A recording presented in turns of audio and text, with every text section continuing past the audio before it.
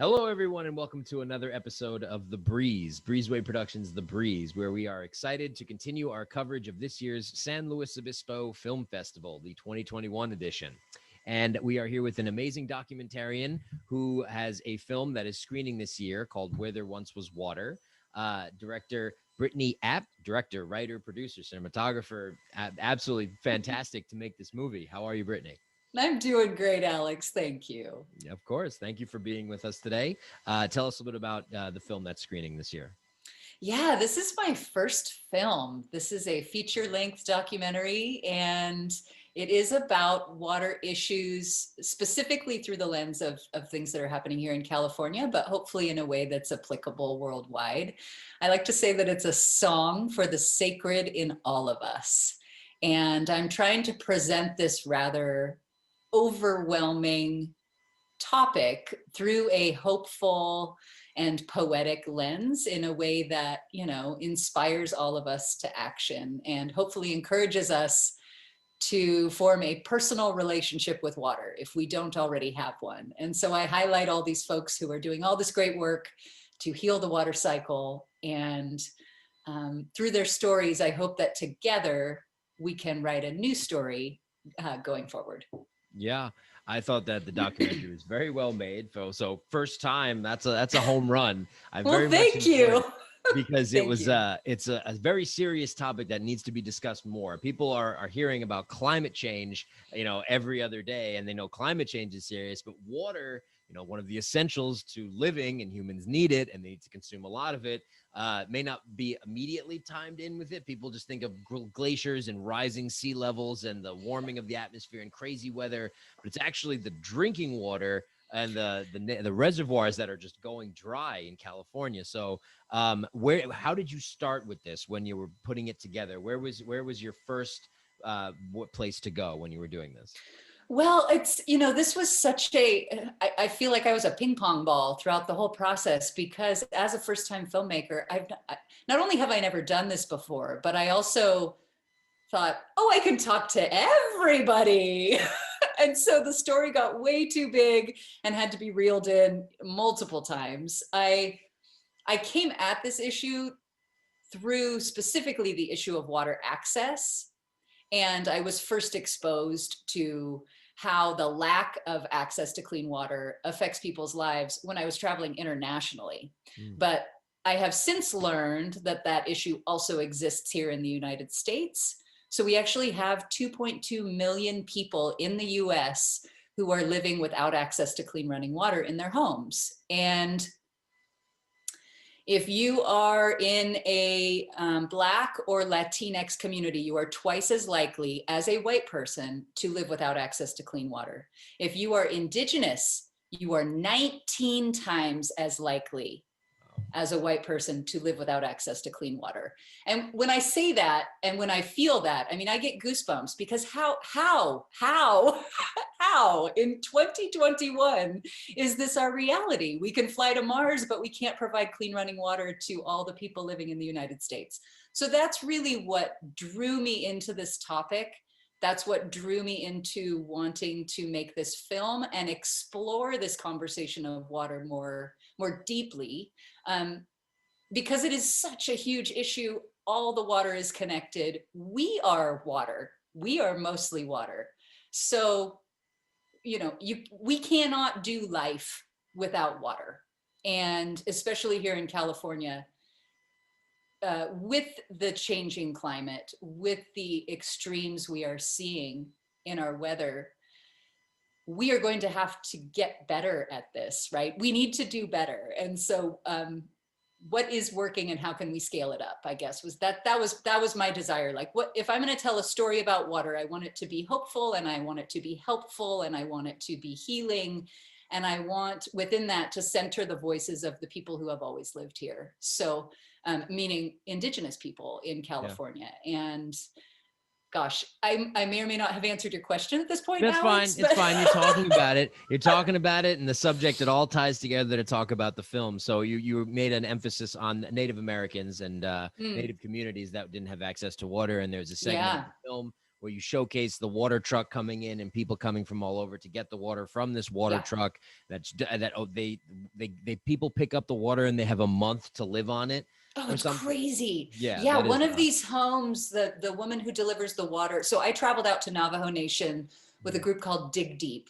Yeah. They're based in Los Angeles. They're also one of the groups that headed up this recent report called Close the Water Gap that looked at these numbers, 19 times as likely to live without water.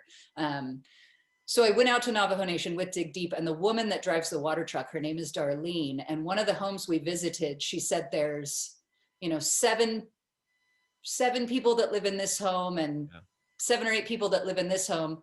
She brings 450 gallons and they have to live on that for a month. I mean, that's insane. Do that math. That's crazy. Even for one person, that would be challenging. For on average, as Americans, we use 100 gallons of water a day. Yeah. Per person. Definitely challenging when you have to ration these very important necessities of life. And not only that, with that issue that you talked about, there also was the issue of damming and then flooding certain valleys and moving water to telling nature what to do, which is what you said in the film. And that you interviewed a family that's been living on this property since the gold rush days, and that their house would be underwater if this thing passed. And the state is like, we'll give you this money to move your thing. And she's like, I've had 20 generations here. No, how did you end up linking up with that community and talking about that subject? Yeah, that's an interesting story. I mean, we have a lot of dams here in California. The number is somewhere between 1,200 and 1,400 dams. Of all sizes, right? So some are tiny and some are massive. And one of the proposed dams currently, I think it's on pause for right now, thankfully, it's called Temperance Flat Dam. Yeah. And there's a group in California called Friends of the River. Yeah. And so I connected with them around just wanting to know more about the rivers in our state, the wild and scenic rivers, more about river ecosystems and dams and everything's connected. So they pointed me to this family who's living in the San Joaquin River Gorge, who, as you said, has been there 5 or 6 generations now. Mm-hmm. And Temperance Flat Dam, if it were to be built, would be 665 feet tall, which I think would be the second tallest dam in California. Forgive me, anyone who's listening, if I'm getting these numbers wrong off the top of my head, but it would be a massive dam, and it would be built in the middle of a current reservoir that already exists because of another dam that's just a couple miles away. I mean, it's just crazy. It's crazy making. So it's because we have dammed all the places that are worth damming and then some. There are no good spots left to dam, and yet some of these projects continue to get resurrected as if, building a huge dam is somehow going to make it rain. That's not how it works. You don't just pour a bunch of concrete and then the rain gods send the rain down. So if there isn't any water to catch and there are no new water rights to be made available, then why? Why are we trying to continue doing the same old thing to solve our new problems? Yeah, so this is a serious topic that has a serious urgency towards it that people should pay attention to. So thank you for making this film and then bringing on professionals that you interview along the process of the film that are hammering home how dire it is, and then showing the time frame for where things are and that water is drying up. Population is increasing, water is decreasing. So this is a serious issue that needs to be paid attention to. Like I was saying earlier about how water is now a commodity and is being traded as a value like gold and silver. That is absolutely horrifying. And people should, pay attention to this because it is extremely severe and that we need water to live. And, I read not too long ago about Nestle saying that people don't have a right to water. There was a huge article and commotion about that. That is also atrocious. I mean, these are very serious issues and topics, which I thank you for making the documentary about. Where There Once Was Water. Where can people go to find out more about it, to check it out? Do you guys have a website that people can be led to see it? Absolutely. The website is wheretherewaswater.com. I keep it quite updated, and I will always have available, where to see it at film festivals. It is the closing night film for the SLO Film Fest. That's tomorrow. And yeah, where there once was water.com is the website. That's the best place. And then obviously slowfilmfest.org if you want info about tomorrow's premiere.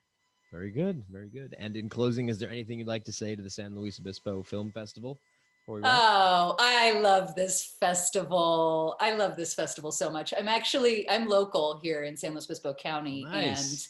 I oftentimes am the photographer for the SLO Film Fest. Whoa. Professional We photographer met is then. what I normally do. So like I genuinely love this festival, and I miss hugging everyone. And John and I were talking that that if it were in person, I'd be like, snap, snap, snap. Okay, someone take my camera. Okay, now I'm gonna hop on the red carpet real quick and trade because I'd be in both roles. So Yeah.